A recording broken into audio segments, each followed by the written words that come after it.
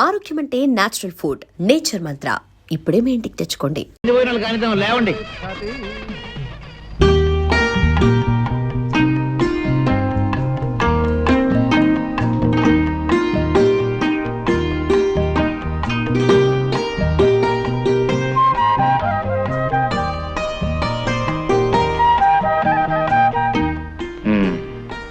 అమ్మాయి గారి సిగ్గుగా ఉందా? సిగ్గుగానే ఉంది. ఈ గదిలో ఒక్కగాను ఉంది. ఓ సింతే కదా, కౌగులిస్తే సిగ్గు పోతుంది, ఆ కిటికీ తలుపులు తెరిస్తే ఒక్క పోతుంది.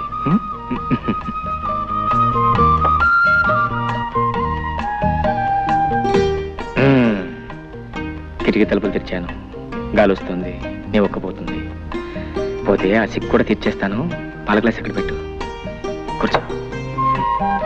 ఒక ఫ్యాన్ కొనుక్కోవచ్చు కదా. ఫ్యానా? దాన్నేం భాగ్యం. ఎన్నాళ్ళు ఒంటరివాణి కదా, దాని అవసరం లేకపోయింది.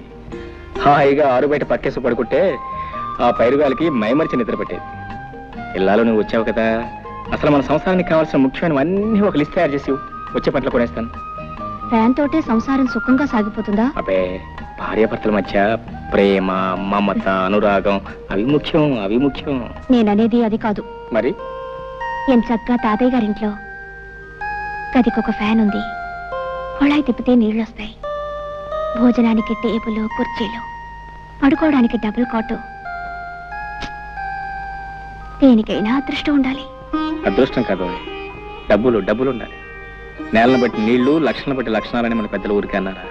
చూడు, వెనక ఒక మాట చెప్పనా, మనకున్నదాన్ని మనం స్వర్గం అనుకుంటే స్వర్గం, నరకం అనుకుంటే నరకం. కుళాయి తిప్పినా వచ్చేది ఆ నీళ్లే, మన పెరటి బావిలో తోడినా వచ్చేది ఆ నీళ్లే. ఫ్యాన్ తిరిగినా వచ్చేది ఆగాలే, మన కిటికీ తలుపు తెరిచినా వచ్చేది ఆగాలి. పందిరి మంచమైనా, డబుల్ కాట్ అయినా నిద్ర ముఖ్యంగానే మంచం కాదు. సర్లే, మగాళ్ళకి ఏదో సర్ది చెప్తారు. సత్య చెప్తాం కదా, జీవితానికి అర్థం చెప్తున్నాను. రా, ఎందుకు? బాగా చెప్తాను. ఇటు రావోయ్. చూడు, ఆ చెట్టు కింద నా జంటను చూడు. ఎండొచ్చినా వానొచ్చినా ఆ చెట్టే వాళ్ళకి శరణ్యం. అదే వాళ్ళ మిద్దే, వాళ్ళ మేడ. జానకి, ఓ మాట చెప్పనా, జీవితంలో మనకంటే ఉన్నవాళ్ళని చూసి మనం బాధపడే కంటే, మనకంటే లేని వాళ్ళని చూసి వాళ్ళకంటే మనం ఎంత అదృష్టవంతులమో తెలుసుకుని సంతోషించడం ఎంతో మంచిది. అదే జీవిత సత్యం, అదే జీవితాన్ని అర్థం చేసుకోవటం. అర్థమైందా? నవ్వు నవ్వు.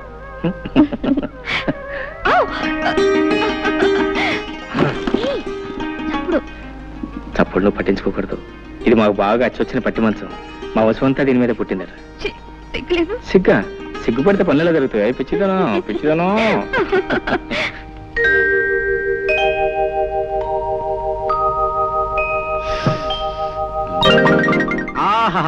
స్వాగతం, సుస్వాగతం. రా.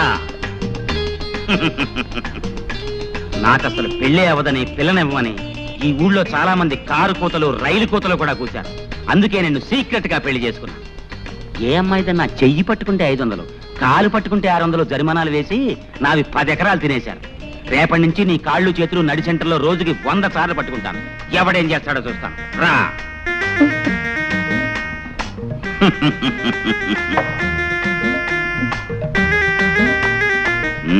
సిగ్గుపడుతున్నావా? బాగా సిగ్గుపడు. ఈ లీలాకృష్ణకి ఆడవాళ్ళని లాలించడం డాల్డాతో పెట్టిన విద్య. శ్రద్ధగా విను. ముందు నేను కౌగలించుకుంటాను. గుబ్బులు గుబ్బులుగా ఉంటుంది, ఏం భయపడకు. ఆ తర్వాత నిన్ను ముద్దు పెట్టుకుంటాను. మత్తు మత్తుగా, గిలి గిలిగా, గుండె దడదడగా ఉంటుంది. కాళ్ళు చేతులు వణుకుతాయి, అయినా భయపడకు. ఆ తర్వాత చెప్పడం కుదరదులే. రెడీ? కౌగలింత. ఇదేం కౌగలింత?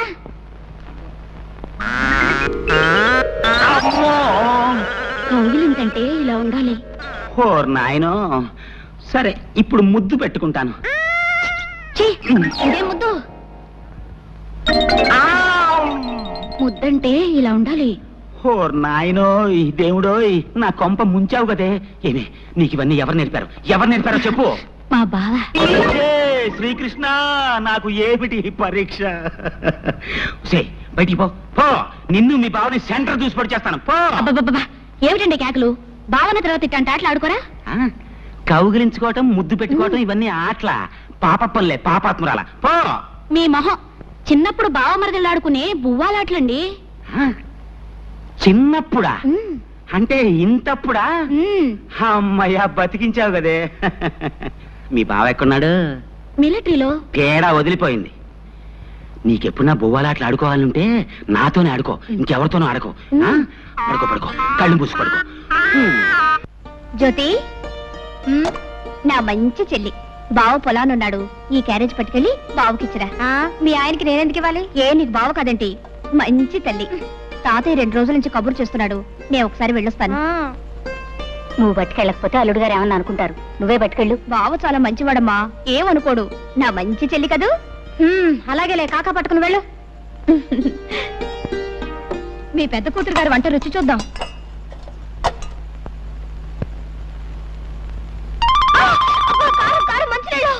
చాలే ఊరుకోవే, మరీ నడమంత్రం. దానికి అసలు వంటే చేతగానట్టు మాట్లాడతావు.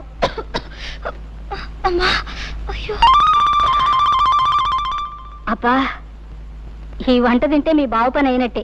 నేను వేరే క్యారేజీ పెడతాను, పట్రా. ఇదేంటి నువ్వు వచ్చావు? మీ అక్క ఏమైంది? అత్తయ్య జమీందార్ తాతయ్య గారింటికి వెళ్ళింది. ఆహా, కట్టుకున్న 3 కంటే జమీందార్ తాత ఎక్కువాడనమాట. బా అంత కోపం ఏంటి బావా? పాపం తాతయ్య మరీ మరీ రమ్మని కబుర్ చేస్తేనే వెళ్ళింది. రా తిందు గాని. అరే నాకు కుదురుతా వదా. ఇవాళకి అక్కని క్షమించే బావా, రా. సరే, ఇవాళ ఒక్కనాడు క్షమిస్తున్నాను, రేపటి నుంచి క్షమించను. నువ్వు కనుక రేపటి నుంచి క్యారేజ్ తీసుకొచ్చావు నీ కాళ్ళు చేతులు ఎదుర్కొడుతూనే ఉంటున్నావు. సర్లే, రా రా రా. రమ్మంటుంటే. అక్కడ తీసుకునే జానకి. జానకి, అబ్బబ్బా, ఏమిటా కేకలు? కేకలేంటే కేకలు. అవును, ఏమిటి మోసం? పొలానికి అన్నం పట్టుకొస్తానని చెప్పి నువ్వు రాకుండా మీ చెల్లెని పంపిస్తావా? నీకెన్ని గుండెలు? ఇదిగో, రాకపోతే రాపోయావు కానీ మధ్యాహ్నం వంట చేసావు అమృతం. స్వర్గానికి బెత్తిరేయడం. వదిలు. నీ బట్టి వాసన చెవట కంపు భరించలేకపోతున్నాను. ముందెళ్ళి స్నానం చేసిరా.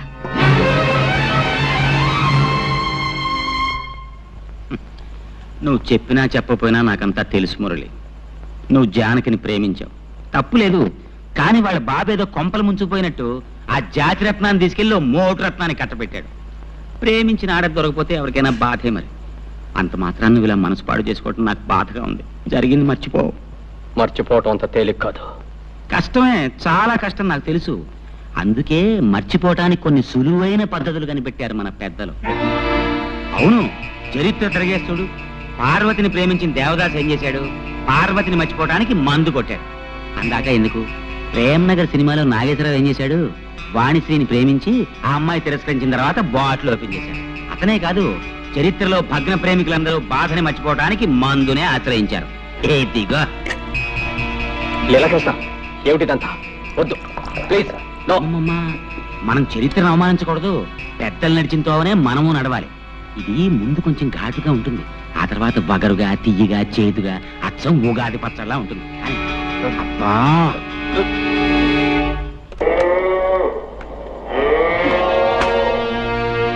ఏమిటి? గడ్డేశాను, నీళ్లు పెట్టాను, ఇంకేమిటి నీ గోలా? ఉంటుంది పని చెప్తాను.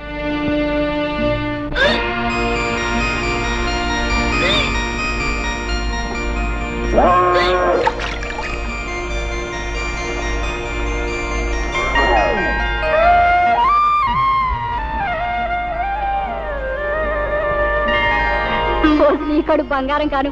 ఇంత మంచి వార్త ఎవరికి చెప్పొద్దంటావే. ఉండు జ్యోతి, నేను చెప్పేది పూర్తిగా వినమ్మా. ఏమిటే? పెళ్ళై ఇంకా ఏడాది కూడా కాలేదు, అప్పుడే నాకు పిల్లలు ఎందుకు చెప్పు. అయితే ఏమంటా? ఏం లేదు, ఇరకల వెంక మీద పోవడానికి ఏదో మందిస్తుందట, అది నేను వేసేసుకుంటాను. పిచ్చి పిచ్చిగా వాగా అంటే చెప్పు తీసి కొడతాను. బావా, నేను ఒకటి అడుగుతాను, నువ్వు కాదనకూడదు. అయ్యో రామ, భార్య కాస్త ప్రేమగా అడిగితేనే ఏమో కూడా ఏం కాదనలేడే. ఇంత గట్టిగా కౌలించుకుంటే ఏం కాదంటాడు? ఏం కావాలి చెప్పు. మరే మరే మరి గుండి కావాలా? అదేం కాదు. గుండి కావాలా? అదే కాదు. ఏం కావాలో చెప్పు. మరి మరి మరి పెళ్ళైన ఏడాదికి పిల్లలు పుట్టే వాళ్ళ మీద నీ అభిప్రాయం ఏమిటి? ఏడాదికి పుడితే అదృష్టవంతులు, 9 నెలలకి పుడితే మంచి కష్టజీవులు అనమాట. 4-5 సంవత్సరాల తర్వాత పుడితే వాళ్ళ మొహం, వాళ్ళ గురించి కూడా ఒక అభిప్రాయం, ఒట్టి బద్దగస్తులు అనమాట. అవును, నువ్వేదో అడుగుతాను చెప్పి ఏమిటి అడుగుతావేంటో? మర్యాదగా చెప్తావా లేకపోతే వెళ్ళి నీళ్ళు పెడతావా? అబ్బా, నీదంతా కంగారే, ఏది సరిగా వినవు. ఏది నువ్వు చెప్తాగా వింటాకే చెప్పు. నేను నెల తప్పాను. తప్పగా నీళ్ళు పెట్టవా?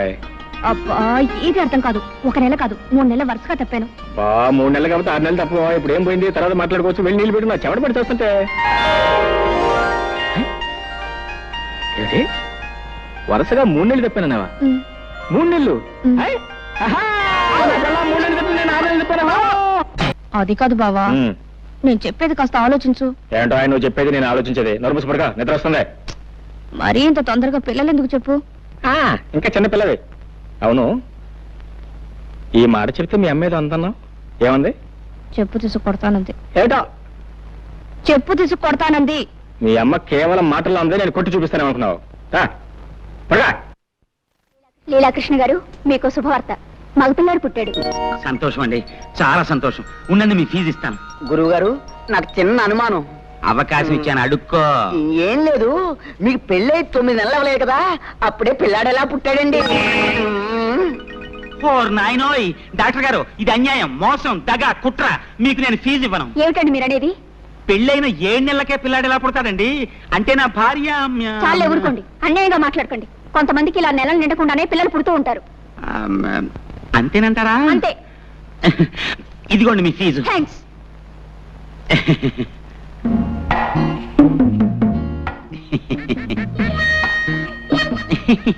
చీ చీ చీ చీ చీ.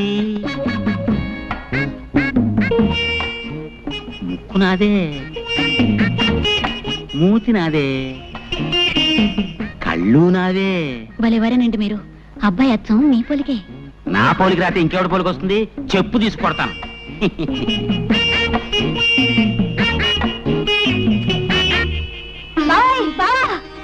ఏంటే ఏంటే ఏంటే? అయ్యో అయ్యో ఏంటే? ఈ మహారాజు గారికి మహాలక్ష్మి పుట్టింది. నా కూతురు పుట్టిందా? రే ఇదిగో ఈ 100 రూపాయలు తీసుకుని మీ ఇష్టం వచ్చిన సరదాలు ఏమైనా చేసుకోండి. పోండి, పోండి, పోండి, పోండి, పోండి.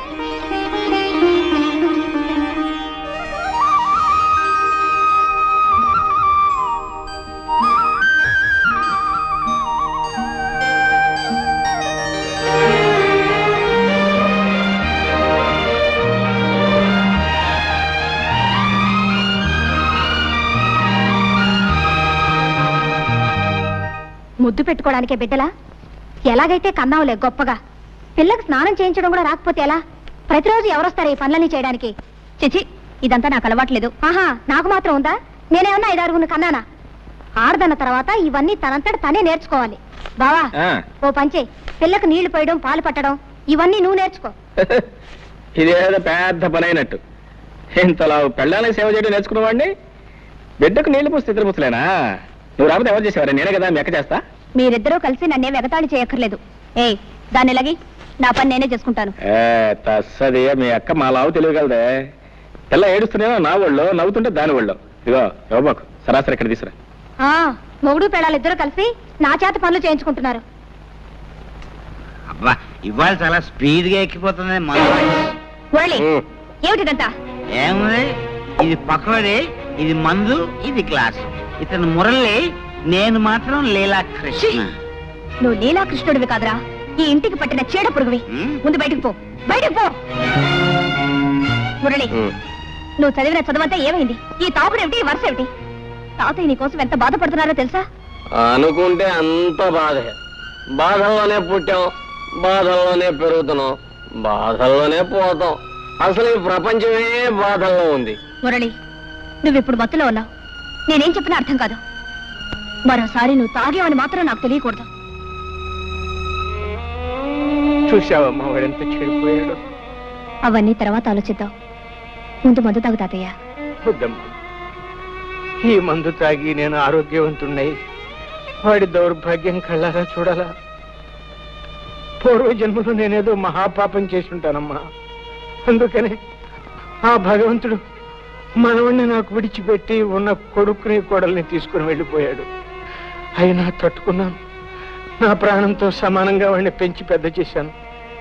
నేను పోయిన తర్వాత అంత ప్రేమగా చూసుకునే నువ్వైనా ఇంటికి కోడలిగా వస్తావు. కానీ భగవంతుడు ఆశ కూడా నెరవేర్చలేదమ్మా. ఏమిటి తాతయ్య నువ్వు అనేది? అవునమ్మా, మురళికి నువ్వంటే ప్రాణం.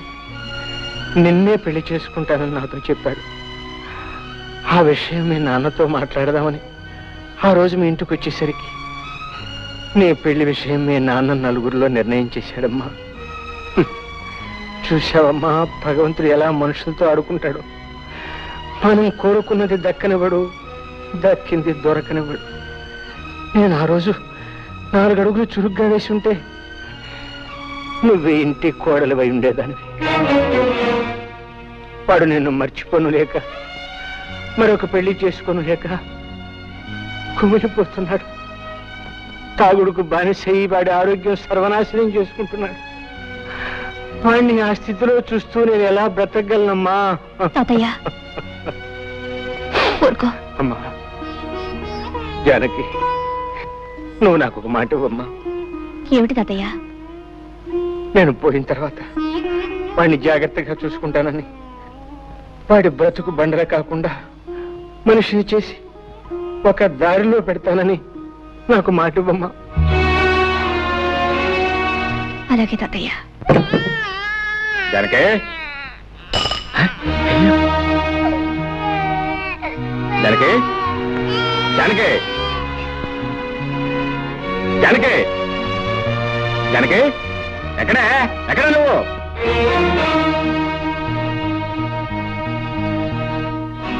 ఎక్కడికి వెళ్ళావు? తాతయ్య గారింటికి వెళ్ళాను. ఈ శనిగ్రహం అప్పుడే లేచిపోయిందా? ఎవరు శనిగ్రహం? ఎవరు శనిగ్రహం? పసిబిడ్డను ఇంట్లో ఒంటరిగా వదిలిపెట్టి పెత్తనాలకు వెళ్ళిన చాలక ఇంకా శనిగ్రహం అంటున్నావా? శనిగ్రహం అని. నేను వెళ్ళేటప్పటికి నిద్రపోతుంది. అవును, నువ్వు వెళ్ళేటప్పుడు నిద్రపోతుందని, నువ్వు ఇంటికి వచ్చే వరకు నిద్రపోతూనే ఉంటుంది అనుకున్నావా? నేను రావటం కొంచెం ఆలస్యం అయితే ఏమైతే తెలుసా? ఉయ్యాలంచి కింద పడేది. ఉయ్యాల్లోంచి కాకపోతే మేడ నుంచి పడ్డానికి మనకి మేడలు లేవుగా. తప్పు చేసిన కాకుండా ఏమిటా పెడసరపు సమాధానం? తాతయ్య కొంట్లో బాలేదు. అవన్నీ సర్దుకొని వచ్చేసరికి ఆలస్యమైంది. తాతయ్య తాతయ్య మాట్లాడితే తాతయ్య ఒకటి దొరికాడు. ఇదిగో, నీ తాతయ్య చాలా డబ్బున్నాడు. నువ్వు వెళ్ళినా వెళ్ళకపోయినా ఆయన చూసుకోవడానికి 10 మంది నౌకర్లు ఉన్నారు. నువ్వు ఆయన గురించి ప్రత్యేకంగా ఏం తాపత్రపడాల్సిన అవసరం లేదు. ఇదిగో చెప్తున్నాను, నువ్వు మళ్ళీ ఆ ఇంట్లో అడుగు పెట్టడానికి వీల్లేదు. ఎందుకు వీల్లేదు? వీల్లేదంతే. వెళ్తే ఏం చేస్తావు? పళ్ళు రాలగొడతాను.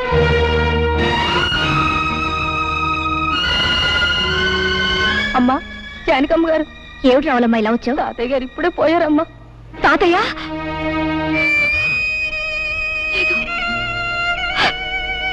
లేదు. ఏంటి, తాతయ్య గారు పోయారు? అవును బాబు. ఎప్పుడు? ఇప్పుడే. సరే, నువ్వు వెళ్ళి మేము వస్తాం. చూసొద్దాం పద. ఎందుకు? బ్రతికున్న మనిషిని చూడడానికి వెళ్తే పళ్ళు రాలగొడతానన్నావుగా. ఇప్పుడు ఆ శవాన్ని ఆఖరి చూపులు చూడడానికి వెళ్ళాలా? నీ మనసు ఇప్పుడు శాంతించిందా?